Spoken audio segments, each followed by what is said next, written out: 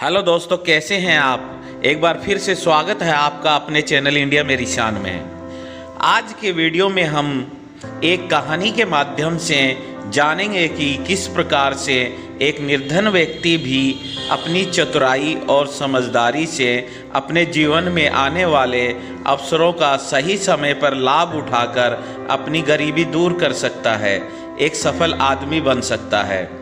एक शहर में एक गरीब व्यक्ति रहता था। उसके पास एक मरे हुए चूहे के अलावा कुछ नहीं था। उसने उस चूहे को एक सिक्के में एक भोजनालय वाले व्यक्ति को बेच दिया जिसके पास एक बिल्ली थी। फिर एक दिन बड़ी जोर की आंधी आई। राजा का बगीचा टूटी टहनियों और पत्तों से भर गया। उनका माली इसे साफ करने की बात से परेशान हो उठा।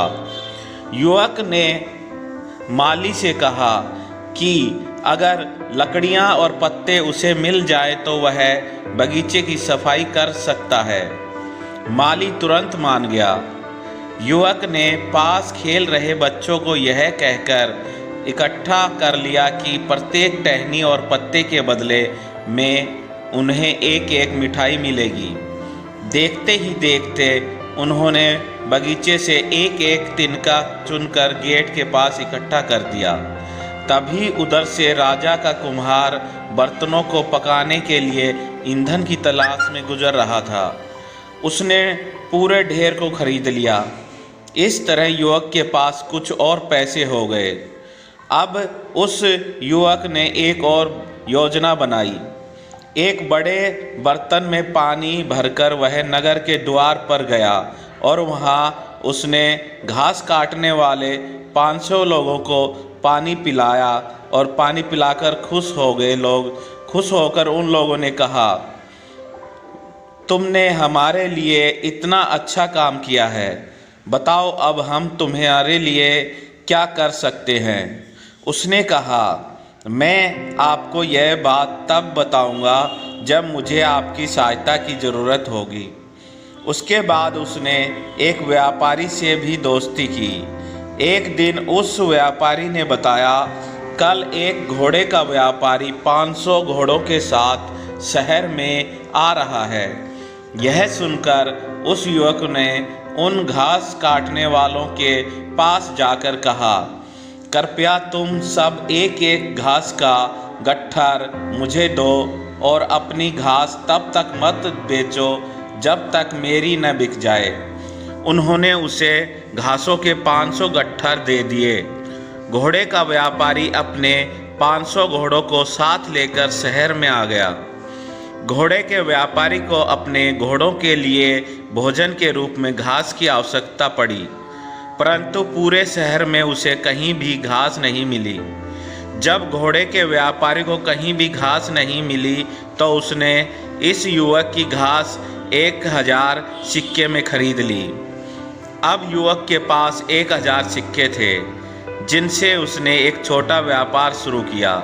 अपनी बुद्धि और चतुराई से वह मेहनत करते हुए कुछ ही वर्षों में एक बड़ा व्यापारी बन गया।